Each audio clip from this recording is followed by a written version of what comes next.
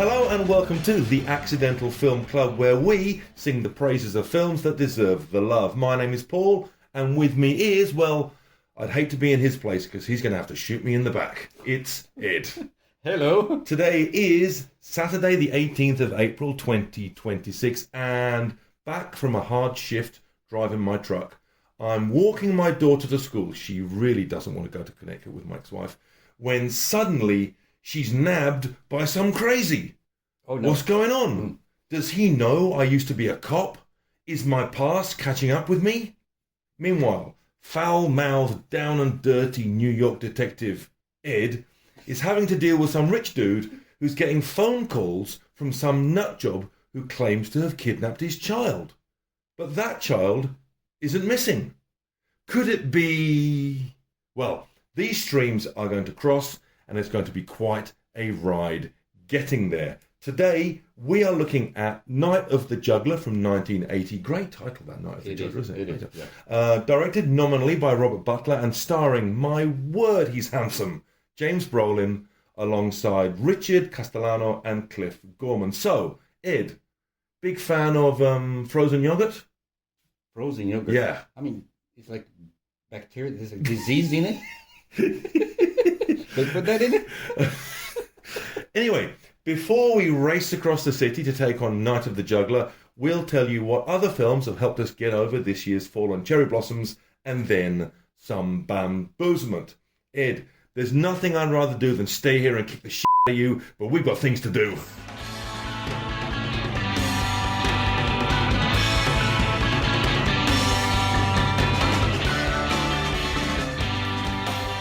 Okay, so what's been putting hairs on your chest these last few weeks? Well, I watched Demons. Demons! Yes. The name sounds familiar, but then again, it's one of those names. Yes, absolutely. This is about a Ronin who gets robbed by a geisha, and on he goes seeking revenge. I'm in. Okay. I'm in. Say no more. There's a lot more to say. Come on, man. Come on. If you are expecting a classic chambara where the Ronin restores his honor and on the way to his quest meets an old flame from the past and is all hunky-dory by the end, this is not. Oh no. Okay. Okay, I'm not in anymore. This is some darker, bleak stuff. There is a bit of everything. There's a little bit of a film noir shot in stark black and white with the geisha slash femme fatale fooling the Ronin. Okay. There is a recurring element that feels very MacGuffin, very Hitchcock. And of course, the revenge angle has that classic samurai vibe. So again, it has a bit of everything. But all good stuff. But all the good stuff. Yeah. But it's all shot from the hip, kitchen sink style. It has a very sparse cast with even sparser sets. And maybe I think only one or two scenes shot on location. A 1970s Japanese indie samurai flick. Genie Makaru. Yes. A director I might know? It's coming.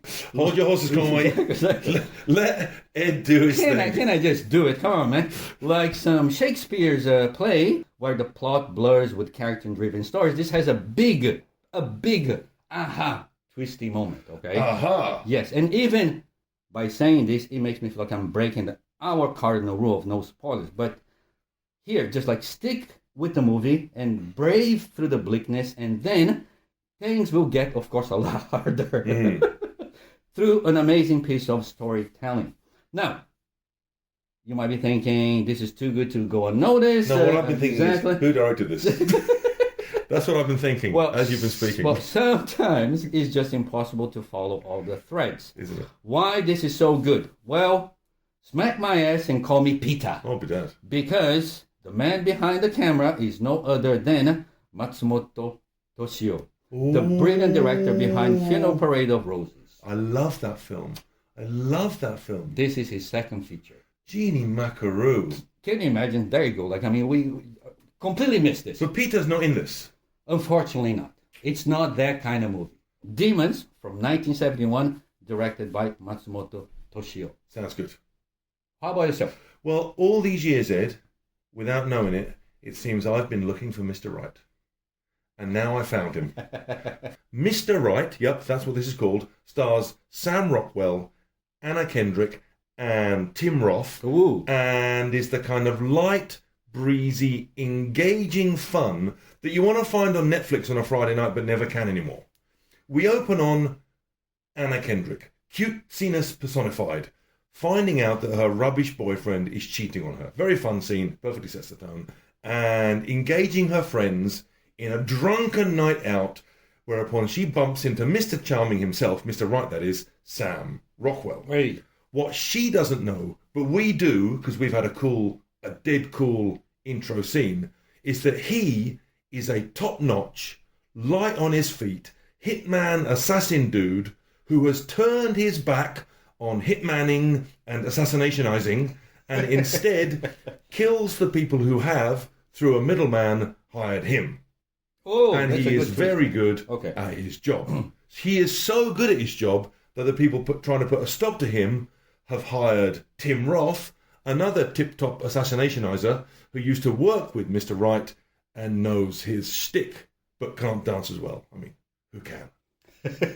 Inevitably, Kendrick finds out, gets over her surprise, and, sort of teams up with Sam Rockwell and takes on all the baddies, the pair of them using lightning-fast reflexes, zippy one-liners, and charming loveliness, because this is the kind of fun and breezy, charm-infused action comedy that you would dream of finding down the back of your video store, and sometimes did, but that you never find anymore on any of the streamers unless you're really lucky. Best film of the year? No. I mean, it's a bit silly, and thankfully it sort of zips by quickly before you can think too hard about it, but I laughed out loud more than I have with almost any recent comedies. Now, here's the thing, and it's a good thing. Sam Rockwell is very Rockwell-y in this.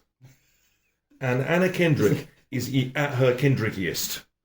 And Tim Roth is having a blast. So, if Sam Rockwell's blithe, slightly off-the-cuff, grinning charm is your thing, if Anna Kendrick's knowing, kooky, cutesy thing works for you, this is all of that, turned up to 11 and bouncing off and reacting with itself, all with Tim Roth doing his Tarantino-style Reed thing with a dollop of the RZA and James Ransone thrown in for good measure. Wow.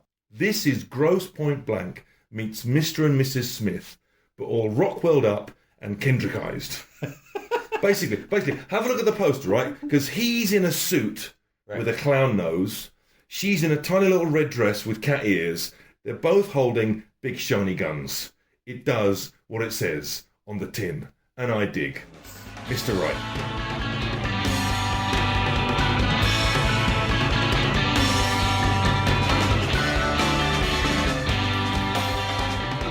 Night of the Juggler from 1980. How had I never seen this before? How? And this is great crack, this is. If Kurosawa's High and Low had been directed by William Friedkin on a particularly pervy day, it would have turned out something like this. Okay. But it's a good job I had some sort of idea that that's what I was going to be getting, because, and I love this, because for the first chunk of this film, I didn't really know what I was watching. Only on 16 minutes, yes, I checked, on 16 minutes did this coalesce into what it was ever destined to be. Nutjob kidnaps the wrong kid, demands massive ransom, ex-cop, we only learn about that on 37 minutes, hunts him down across the city. And hunt him down he does. Yowza! William Friedkin's High and Low, or The French Connection, but starring, instead of Gene Hackman, the handsomest man who ever handsomed, with the best beard. And along the way, bumping into every single imaginable slice of gonzo, New York, pervy, grimy wonderfulness. What a ride. What a beard. It seems fitting that The Night of the Juggler from the year 1980. Mm-hmm. It's kind of like a hybrid of the vigilante style of justice of the 70s with this high concept, throw at the wall and see if it sticks formula of the 80s. Yep. The opening with Cliff Gortman as the baddie in the diner was creepy. I mean, only Yes. Only evil dudes play with their eggs. Okay, I mean that was just like a I red. don't like an egg that is mushed up too much. I'm quite particular about my eggs. Do you? Okay. I don't know. I don't play with them. That's the point. Let's just not talk about eggs anymore. Okay. Right. And the setup for the crime, starting while the credits roll up until the deed was done, shows a very effective and economical way to tell the story. Very. You kind of get caught by surprise, but I love that it goes from 0 to 100 like in a blink of an eye. Yes. In a way, right? You can see this influence in a lot of movie makers later on. As the action kicked in and it goes through different transformations, car chase, foot chase, whatever, all I could think was Die Hard with a Vengeance, Point Break. Oh. But this action sequence here in Night of the Juggler is much harder, much dirtier, messier. When cars crash in the 1980s, it looks awful. Like a hard, hard metal, twisted guts, and then that sudden stop. I mean, ouch, man. I mean, cars back in this time, they were not built for car chases. They weren't built for car crashes. No, they were too heavy, too long, and too ugly. There is a lot of action, but that's not the only thing, okay? The feel and the look of this movie plays a big part as well. This is Dog Days Afternoons New York. It's the Warriors New York. Hell, it's even Joe's New York, I think, okay? Yeah. They use the concrete jungle housing crisis, sweltering heat, corrupt cops to paint a city in total chaos. And maybe I was a bit too harsh with the throw at the wall thingy. I was thinking you were because come to think of it, this movie has an interesting plot. It uses certain elements of suspense amazingly well. Before this really comes together, we are introduced beautifully, grimily, efficiently to the three leads of the strands of this entanglement. We get James Brolin, tired working man, wants to do the right thing, handsome as We get Lieutenant Tonelli, aka the Godfather of Clemenza, with a seriously potty mouth upon which every single cop cliche may well have been based. I mean, every line is a gem. And we get our nut job. Now, that's not a medical term. I'm just trying to stick with the milieu of this film.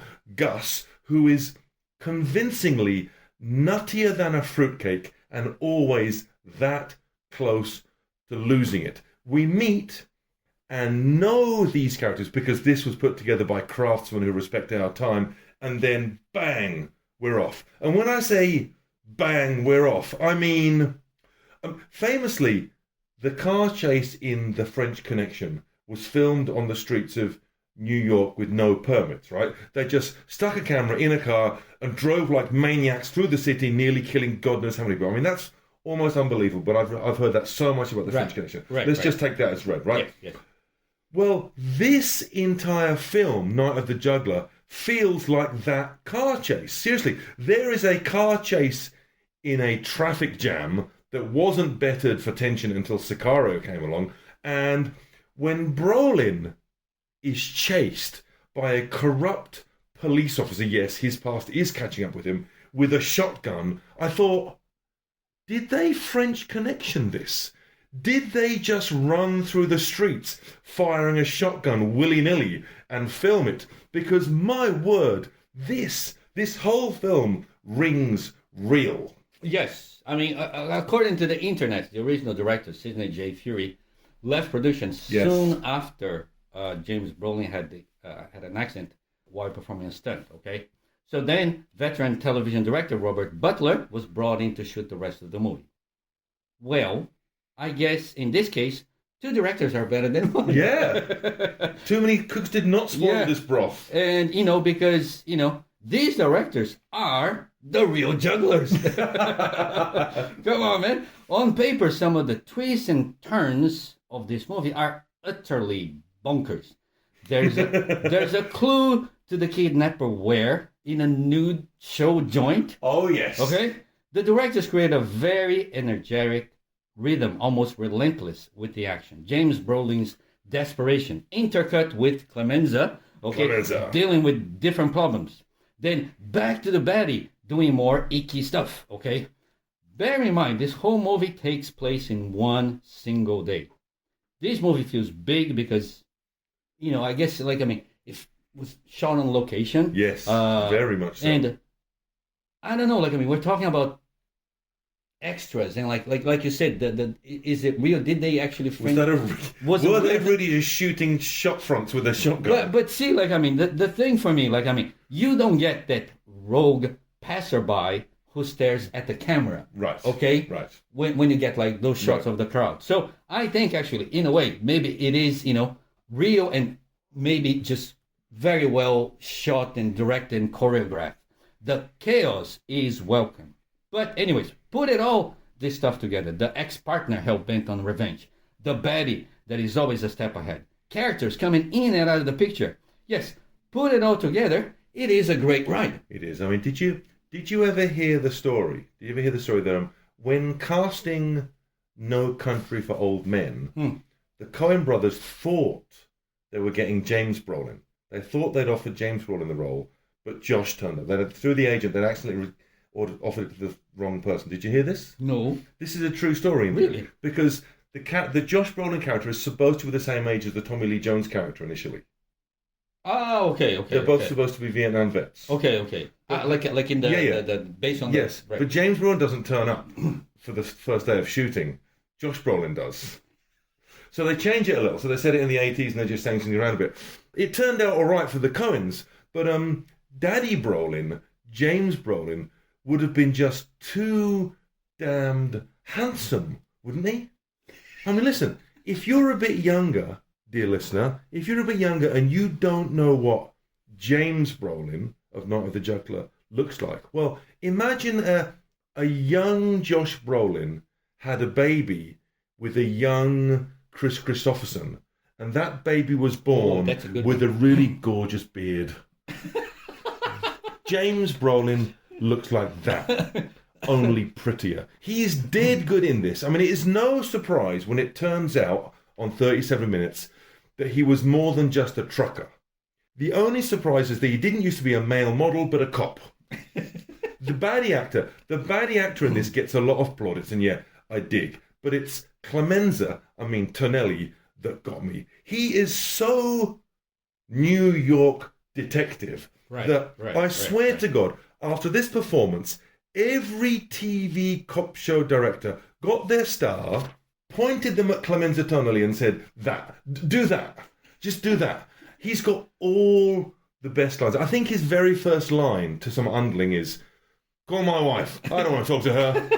And there's a killer line reading where he forgets one of his daughters, Millie's name. And when faced with frozen yogurt, give me chocolate on a stick. Not much you can do to chocolate on a stick, right? It is a joy to behold. The only man who can match Clemenza Tonelli for fun lines is, well, the preacher and the strippers. They get some good stuff too. But in an early scene, Brolin gets into a cab driven by Mandy Patinkin's Puerto Rican cousin, played unbelievably by Mandy Patinkin. I was watching this thinking, I swear this is true. I was wondering, did they find a Puerto Rican guy who looks just like Mandy Patinkin? Without thinking for a second that it was actually Mandy Patinkin. But it was.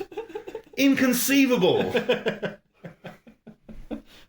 Yes, okay. I can say I've seen a lot of James Brolin's movies. That beard. The only one that stands out is the Amityville Horror. But after Night of the Juggler, I'm very much interested in his other flicks. Funny that you said about the Chris Christopherson thingy there. I thought actually James Brolin was in Convoy for the longest time. Longest time. No. And then, oh God, no, it is Chris Christopherson, right? Okay. Yes. Anyways, okay, right. So James Brolin, he's not the suave, cool, calculated Liam Neeson dad type. Okay. He's a different kind of type. Very. I mean, James Brolin he's a bull in the back of that taxi of Mandy Patinkin's Mandy Patinkin's Puerto Rican cousin. Jesus, that's a great find in this flick, man. Okay, right. James Brolin's Sean Boyd is a former cop who apparently did a Serpico on his cop buddies. So he's not liked by many. He's very 1980s lone wolf type. And there is a very short scene between him and his ex-wife, sorry. And in that scene, you realize, yeah, I wouldn't stay married to that either. You know, it was kind of a bit rough, very 1980s. The beard would be itchy. Honestly, okay, his kidnapped daughter probably is the only one who likes him, okay? And I liked him. Well, now, you were banging about Richard Castellano, the famous Clemenza. Okay? Clemenza! Yes, from The Godfather, playing the good cop. I mean, I just really love him. You know, like, sort of like the only ally to James Brolin's character as well, right? I mean, great to see him doing something different. Now, okay, for you it was Clemenza. For me, it was Dan Hedaya. Really? Yes. I mean, my oh my, Dan Hedaya was on fire. He was truly a surprise here. I mean, talk about acting with your bulging eyes, you know? I was watching that, and it kind of reminded me of an anecdote of Anya Taylor-Johnson. Anya Taylor-Joy. Anya Taylor-Joy, yes. And she was doing Furiosa. Okay. And that's what George Miller was telling her, you know? Like, I mean, act with your eyes. Act with your eyes, you know? And I saw that, and was like, yeah, Dan Hedaya, he's acting with his bulging eyes, man. Cliff Gortman, who plays the baddie, Gus Soltic, and like other baddies from this era, and I'm talking about Andrew Robinson, the famous Scorpio from Dirty Harry. I love Dirty Harry.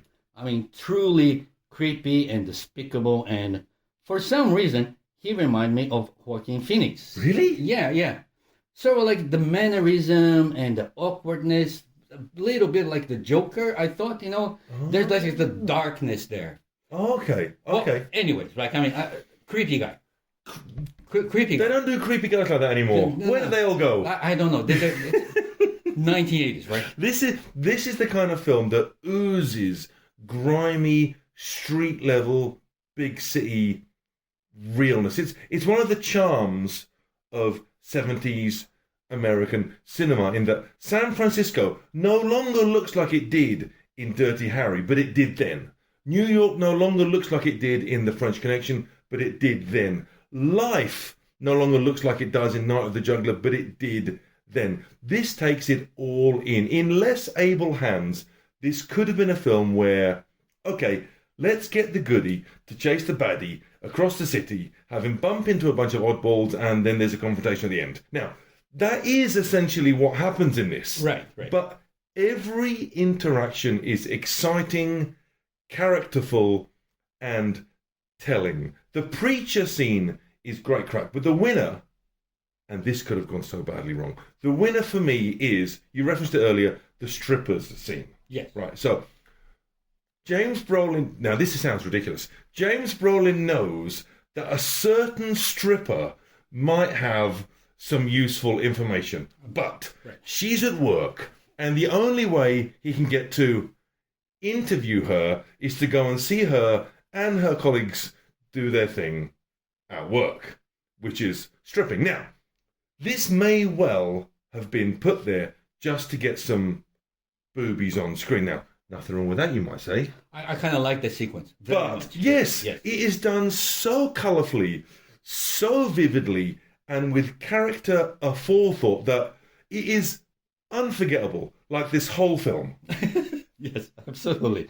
This is a great time capsule of a movie, both inside the frame and behind the camera. It's sort of like the pinnacle of love and hate relationship people have with their city. And I think like movies like this, there's a lot of people that talk about this sort of like a B movie, low budget. No, this movie actually has like a significant budget. The stars. Exactly. It was the same budget as Smoke and the Bandit. Oh, really? Actually, at the same year. But, you know, it's a movie with big ideas from within the studio system. You don't get that stuff made it anymore, especially with this sort of a quasi-popcorn appeal in a way, right? Yeah. If any of the titles we have name dropped here gives any little bit of joy, then Night of the Juggler is that rare film, that great discovery, okay? put on, a sleeveless tank top, crack one open. Do I have to put And, on a sleeveless tank top? Well, you gotta. I mean, you gotta look like Manny. I don't know if I have one. You gotta look like Puerto Rican, okay? Okay. And It would take more than that. and watch from your metal railing balcony because New York is coming to you, all beautiful and ugly. Does your building have a fire escape? That's what you have to ask yourself. Basically, yeah. Night of the Juggler is considered one of those lost or forgotten classics. Well, in this day and age of everything available everywhere all at once, there are not really, there are no lost classics anymore. And thank God for that. Night of the Juggler. I've got a feeling it's going to be another goddamn New York day.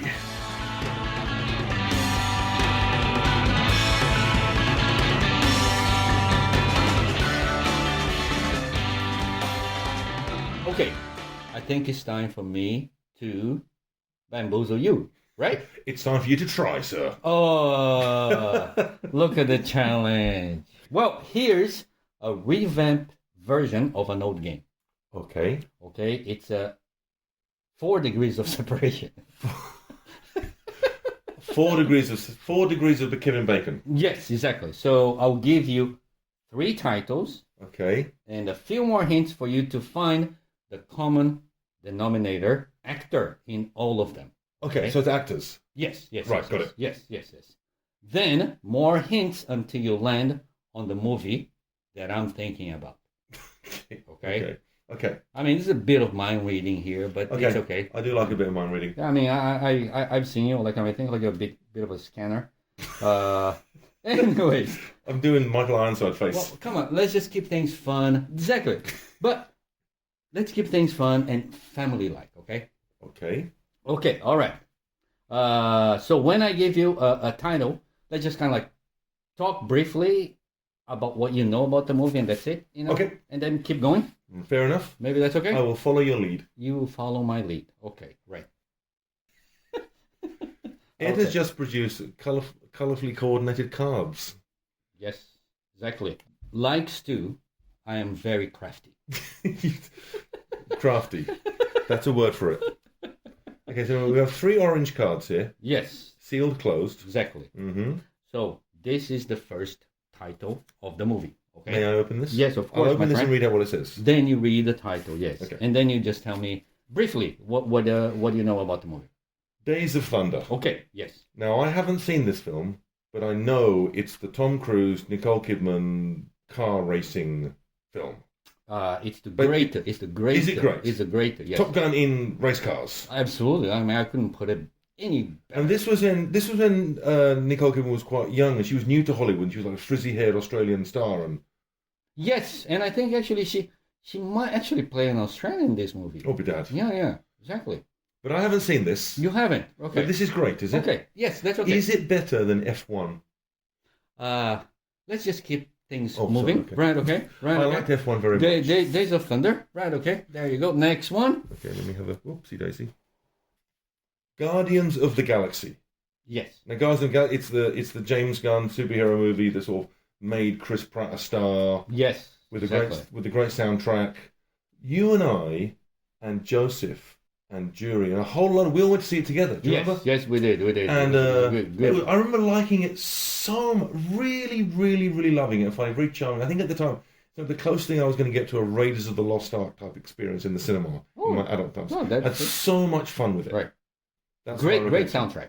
Yeah. The first one was Hooked on a Feeling and all that stuff. Yes, exactly. Good stuff. Yes. Okay. See, well, I guess you can see any. I'd like to open the third one before I try and get any links. Okay, or aren't you smart? Okay. I mean, that's why I like to play games with you, my friend. Days of Thunder, Yes. Guardians of the Galaxy, Never disappoint. and Never disappoint. Cliffhanger. Come on. Sylvester Stallone and that girl with the short hair out of Northern Exposure. Oh, yes, sir. Climbing. There's a great scene at the start. Yes. Where he tries to save this girl. He's hanging between these two mounds. He lets go. I think it. So I remember the preposterous.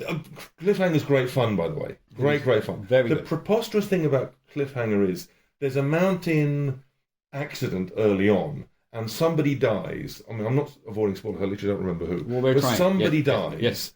And then the pun of the person who dies blames Sylvester Stallone and wants to kill him throughout the rest of the film, even though Sylvester Stallone was the one who tried to save the person who died. So he gets blamed. The entire base of this film is, you tried to save my wife, but didn't manage to, so I'm going to kill you. Which seems crazy to me.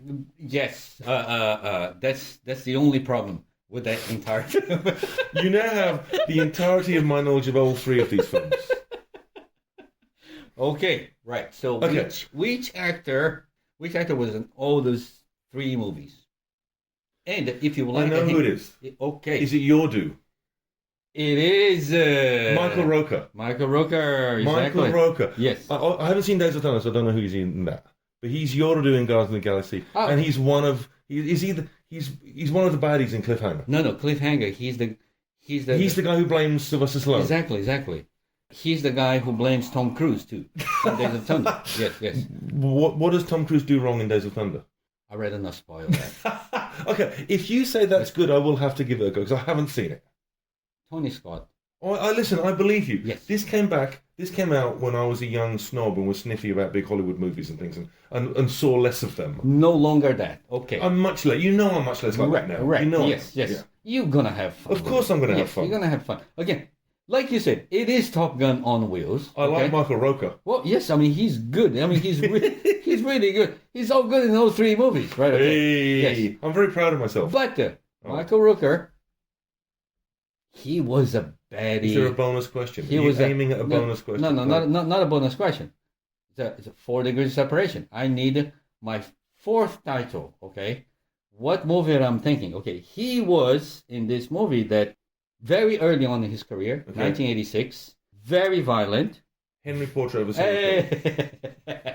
Well, it's the best, my most famous Michael Rooker film. Yes, and also one of the best serial killer Fantastic, movies very, very. of all That's time. a harsh watch, man. Yes, That's yes, a hard yes. watch. That was a good one, though. Yeah, very, very good. Okay, we got Michael Rooker. Okay. Boom! All right. I'm on fire. Okay, look at that. Which color are we doing next? Red next. We're doing red, yes. Okay. Let me just make sure that I got the order correct here. He's peeking at his Yes. own cards. Okay. Next title for the red card. Okay, we have Total Recall. The original one from 1990. Yes. Arnold Schwarzenegger, Sharon Stone, Philip K. Dick. Yes. Yes, I know this. Paul Verhoeven. Yes, I'm aware of this one. I like this one very much. See, like, I mean, look at you. Let me guess, is the link between all these that it features characters with 3 breasts? I wish that was true. I wish that was true. I mean, the I next, rewatched I think the just next, this the week. next one might be like the housemaid. I think. Just this no, week. no, Okay. Nobody has 3 breasts in the housemate. I rewatched Basic Instinct this last week. I do love the Paul Verhoeven-ness of it all. I do. That guy has a certain pizzazz. Je ne Okay. crois. Yes. Broken Flowers. Jim Jarmusch. Yeah, Bill Murray goes around offering flowers. I can't remember why is he making this view to all the women he's known in the past? He gets a letter Is from. he ill or No. He gets a letter from one of his former lovers that he has a son. Okay, and he goes around to various. He visits Yes. past lovers. He visits a lot of actresses. Yes. Yes, I remember. I like Jarmusch, and of course we all love Bill Murray. Oh yes. I remember being slightly disappointed by this film. I very well remember, and I hope this doesn't speak ill of me, the scene in which he meets his past lover, who now has a young daughter, who she has named Lolita. Oh, that's right. Yes. Yes, it's quite an odd scene. Right. And it's yes. played for laughs in an odd kind of way. Yeah, that's my strongest memory of this film. Okay. But I do love Bill Murray. Okay, that's right. We don't have to talk about Broken Flowers. All right. Listen, I'm giving you the information. This is all that's in my head in these kind of these films you give me. I did ask you, after all. Yes, that's right. Yes. Casino. Yes. Was Sharon Stone in Broken Flowers? What's Sharon Stone? What's Sharon Stone? Is that a question? Oh, listen, okay. Casino is Robert De Niro, Scorsese, Joe Pesci, Sharon Stone. Great film, of course. I'm surprised we might not have talked about this much on the podcast. I do find that Casino maybe doesn't get the love it deserves, because it did feel at the time like Scorsese was getting a bit of grief for just doing Goodfellas again, basically. Yes, because in a sense, it's not Goodfellas. It's not. It's a different. It's a different monster, and people were expecting Goodfellas in a way. I think. Okay, so my guess is Yes. Sharon Stone. Yes. Because I know she's in those two. I don't remember being in, she may well have been a past lover in Broken Flowers. Right, you are correct. Yes, Sure. yes.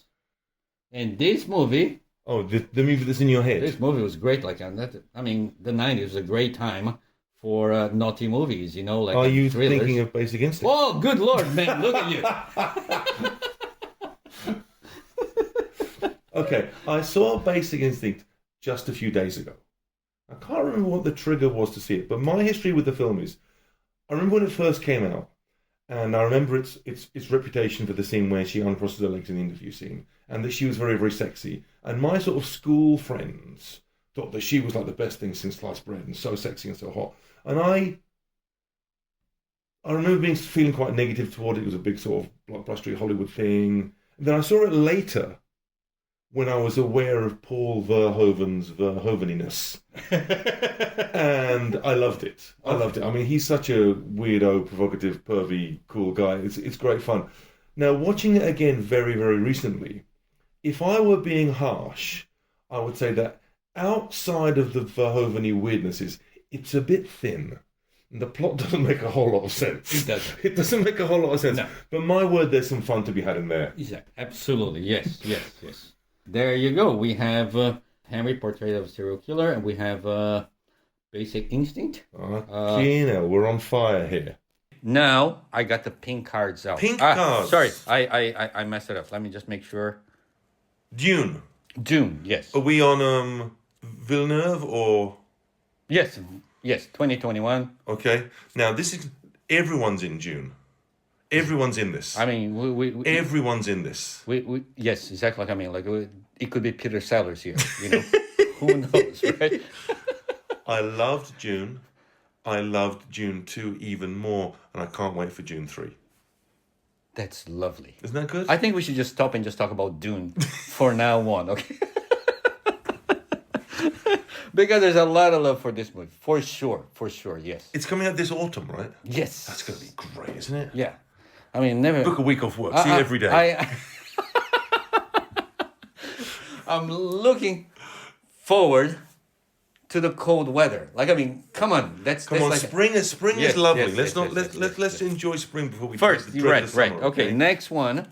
Eat, Pray, Love. Hey. Which I haven't seen, but it's famously based on a sort of a woman's journey. She's sad, maybe she's broken, but she sort of travels the world, goes to India, eats some nice food, meditates and stuff. Yes. That's what happens? That's exactly what it is. And I don't even know who stars in this. Is it Julia Roberts?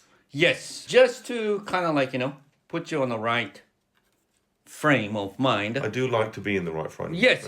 Or, like, I mean, on the same ballpark, Mark Kermode, he called it Eat, Pray, Puke. Yes, I have heard that. You remember, yes. He wasn't the biggest fan. No, right. No.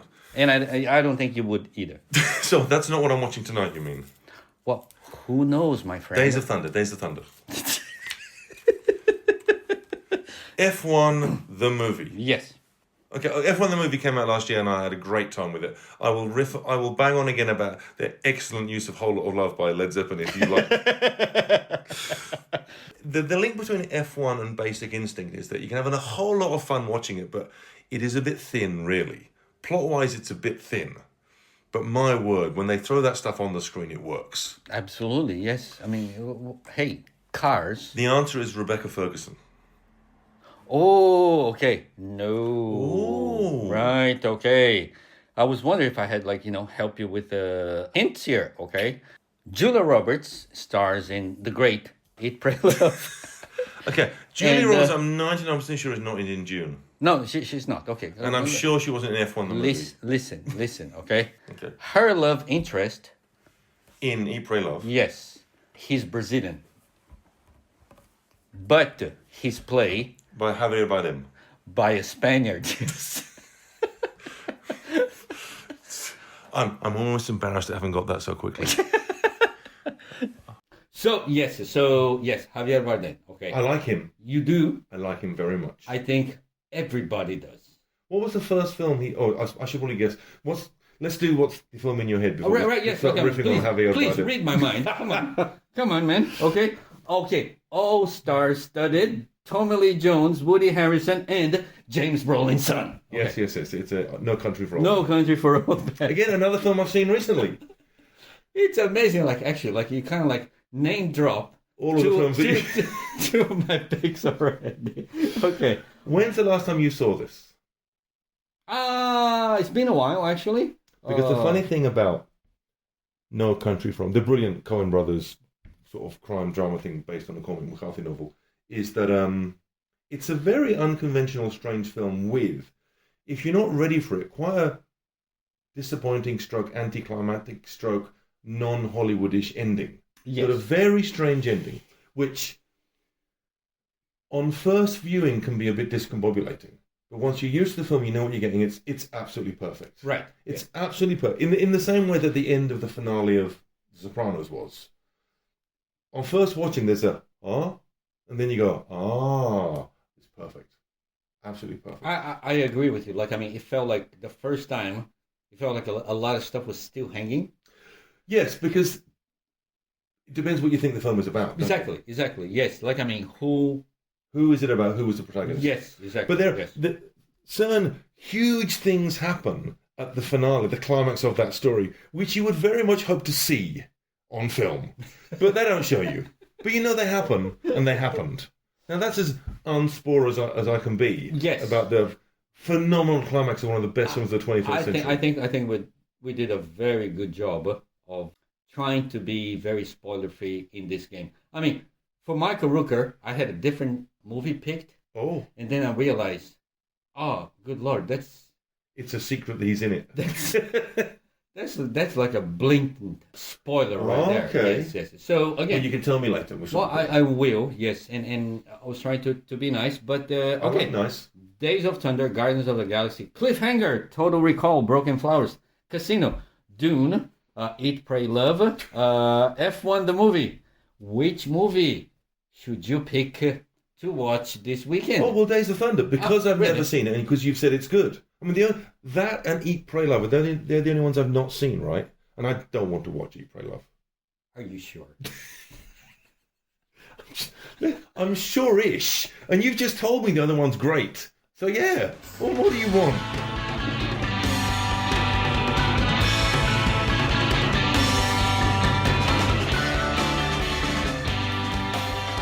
Thank you very much for listening. We are the Accidental Film Club podcast, sharing the love for unseen, under-the-radar flicks, and always spoiler-free. We do our best. This week we sprinted through crowds, drove in stolen carts to rescue our daughter from the hands of a madman. Night of the Juggler from 1980, starring Thanos' dad, James Brolin. God, he sounds... Exactly, that beard. It's the beard. It's the beard, man. Yes. See, I can't grow a beard. I have a poor excuse for a beard. I could never be a star in the 1970s. Well, you have a pretty good beard. I can't do the beard. Not really, man. Yeah. Okay, thank you for that. Anyways, great, down and dirty, big budget or middle budget action movie. Okay, Paul watched Mr. Right, breezy, engaging, fun flick, right? Yeah, very Sam Rockwell-y, very Anna Kendrick-y. There you go. Like, I mean, if those two doesn't catch your attention, then you'll listen to the Rob podcast. Absolutely, my friend. And I watched Demons. Okay.